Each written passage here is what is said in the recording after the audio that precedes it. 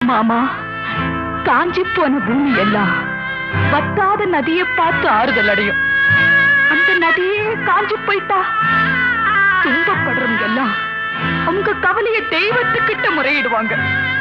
ஆனா தெய்வமே கலங்கி நின்னா அந்த தெய்வத்துக்கு யாரால ஆறுதல் சொல்ல முடியும்? தானாடவில்லை அம்மா, சதையாடுது.